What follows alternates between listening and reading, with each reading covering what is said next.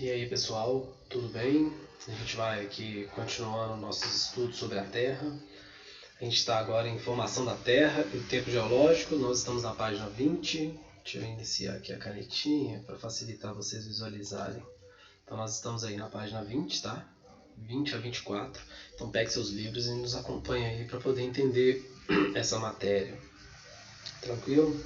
Então a gente está na página 20, a gente vai ver agora quais são as camadas da Terra, tá? Quais são as três principais camadas da Terra que a gente mais trabalha. Então nós temos aí a crosta, o que a gente também chama ela de litosfera, é onde a gente vive, tá? Que seria a parte externa da Terra. Ela tem aí uns 40 a 80 quilômetros de profundidade, tá? É essa crosta que fica o oceano e fica onde a gente vive, tá? É a parte de fora da Terra, a parte visível. A gente vai ver um pouco mais dela depois. Depois da crosta vem o magma, né? Que é de onde vem aquela parte vulcânica quando sai. Então nós temos de 40 km a 2.800 km de profundidade, que é essa segunda parte. A gente percebe aí que é muito grande, né? Nós temos uma terceira parte que é dividida em duas, né? Que é o núcleo externo e o interno. O núcleo externo ele é líquido e o núcleo interno ele é sólido, tá? No caso, formado por dois tipos de metais aí, o ferro e o níquel, que ele fica lá no núcleo certinho, ele é sólido, e o externo fica líquido, tá? A gente pode ver de outras formas aqui a Terra, tá vendo? Onde a linha do Equador passa, se fosse para cortar, né? A Terra, as camadas. Então você tem a camada externa, né? Que é a litosfera. Então você tem aí, ó, o manto, você tem um núcleo interno e externo, tá? O núcleo interno ele é sólido, e o núcleo externo ele é líquido. Aqui você tem onde sai o magma, né? Quando há rajaduras, que seriam as placas tectônicas que saem da Terra, tá? Aí, ó, dá para ver de outras formas essas camadas, de como que elas formam a Terra, porque esse calor aqui interno ele é aquele calor que herdou, né? É uma herança da época do Big Bang, é uma herança da época da criação lá atrás, né? Quando foi formado. A Terra era muito quente, à medida que estava esfriando, seu calor ficou interno, que é uma fonte de energia da Terra. Então, a Terra tem dois tipos de fontes de energia. O Sol, que pega a luz de fora para dentro, e a energia interna, que é esse calor interno, que pega de dentro para fora. Tá, pessoal? Então, a gente vai ver quais seriam as camadas externas. Já que aqui a gente falou das camadas internas, né? As três principais camadas internas, a gente vai ver quais são as camadas externas, ok? Então a litosfera a gente já conhece, que é aquela que tem 40 km, né, até quase 80 km de profundidade, que é a camada mais externa. A gente vive na parte de fora, né, onde nela é que vai estar a hidrosfera, que é a camada líquida de fora, externa, né, no caso a água, e a atmosfera, que no caso é o ar. Então nós temos terra, água e ar, né, litosfera, hidrosfera e atmosfera, e os três juntos é que vai permitir que exista o que a gente chama de biosfera, tá? Então a biosfera, ou seja, a vida só vai existir se tiver essas três camadas juntas, que quando eles vão no espaço buscar ou tentar entender como que funciona outros planetas, né, a possibilidade de existir vida em outros planetas, baseado nessa camada, as três camadas juntas, permitindo a biosfera, né? Não só os seres humanos, mas outros animais, fungos, né, bactérias, vírus, né, plantas, enfim. Então você tem aí, ó, a atmosfera, que é o ar, né? A hidrosfera, que é a água, a terra, e os três juntos você tem então a biosfera, que é a vida. Só existe biosfera se tiver os três juntos, ok? Então o que acontece? A gente sabe que o planeta foi formado há milhares de anos atrás, ele era sólido, ele era líquido, ficou sólido, e nós temos aí a formação das camadas da Terra.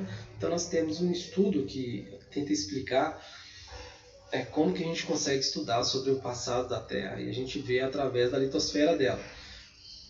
De rochas. As rochas, no caso, podem ser tão antigas ou podem ser novas, e o estudo das rochas é uma forma de a gente entender como que o planeta foi formado. Então, na página 22 aí nós temos o que a gente chama de ciclo das rochas, porque elas vão se transformando, elas vão se formando em rochas diferentes, e são três os tipos principais, tá? Elas são magmáticas, aquelas que vêm lá do fundo da Terra, né, com a lava. Então elas descem, quando secam se tornam rochas magmáticas, né? Basalto, por exemplo, é um tipo de rocha magmática e ela também pode ser chamada de ígnea, né? Essas rochas são as mais puras porque não houve grandes modificações dela. Depois de magmáticas, elas podem se tornar sedimentares, elas podem se tornar metamórficas. E esse ciclo ele muda, porque com o passar do tempo, pode ser que rochas metamórficas se tornam rochas magmáticas também, quando elas estão muito internas dentro da Terra, né? Quando volta a derreter e volta a ser magma. Então existe um ciclo aí mostrando, aqui você tem um desenho que também está no seu livro, lá na página 22, se você acompanhar você vai ver esse mesmo desenho lá. Então você vai ver a rocha vulcânica quando ela desce, uma rocha magmática, né?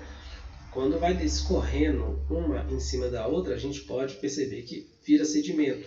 Ou seja, 10 anos escorrendo magma, depois 30, depois 70, depois 1000 anos. As rochas que estão embaixo já não são as mesmas que estão em cima, então forma sedimentar, que ela tem listras, que eu vou mostrar para vocês. As rochas, igual aqui, ó, você está vendo aqui, está escorrendo o vulcão. Com o passar de milhares de anos, essas rochas que já secaram aqui, elas não são as mesmas que estão chegando, e vai cobrindo com outras camadas em cima, e a gente forma o que a gente chama de rocha sedimentar. Aí tá vendo? Aqui é uma espécie de rocha sedimentar, que com o passar dos anos, cada linha é uma época diferente que foi sedimentando, ou seja, caindo sedimentos em cima, formando rochas diferentes. Essas se tornam então uma rocha sedimentar. Então repare que em cima não tem a mesma cor que embaixo, porque são épocas diferentes, mas todas juntas formam uma única rocha, que a gente chama de rocha sedimentar. E aí, tem rochas que são as magmáticas, deixa eu voltar lá para vocês verem, as rochas magmáticas, elas têm dois tipos, tá? Elas podem ser intrusivas, ou seja, rochas que eram magma, mas ele não conseguiu sair para fora, né, como acontece aqui no vulcão, ele não saiu, ele ficou interno lá dentro.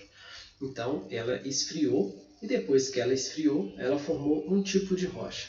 Se ele saiu, ou seja, se ele virou um magma mesmo, ele saiu, ele virou então lava, porque magma é interno, lava é externo, virou lava e secou, então ele forma um outro tipo de rocha, que é extrusiva, ou seja, uma rocha externa, de dentro, de fora para dentro, de dentro para fora, aliás. Então ela estava dentro do vulcão, saiu, por isso virou uma rocha extrusiva, tá? Uma rocha vulcânica. O basalto é um exemplo disso, tá? Uma rocha negra lá, que é uma rocha vulcânica. Então a rocha sedimentar nós já falamos, né? E aí nós temos então a rocha metamórfica, que não é nenhuma nem outra. São rochas que, por causa de algum tipo de metamorfose, ou seja, alguma coisa externa a essa rocha, transforma ela em outra. O que são coisas que pode transformar uma rocha em outra? A temperatura, dependendo do lugar onde essa rocha está, dependendo do tipo de temperatura, pode transformar ela em outra. A pressão pode ser uma coisa também que, dependendo da quantidade de temperatura e pressão, uma rocha que era argilito, ela se transforma em xisto. Uma que era granito, ela se torna em gneiss. O calcário se transforma em mármore. Então ela teve uma metamorfose, ou seja, uma pressão e calor, dependendo da região do mundo. Uma rocha que era de um jeito, que ela poderia ser uma rocha magmática ou sedimentar, ela se transforma numa rocha metamórfica, por isso que a gente chama de metamorfismo.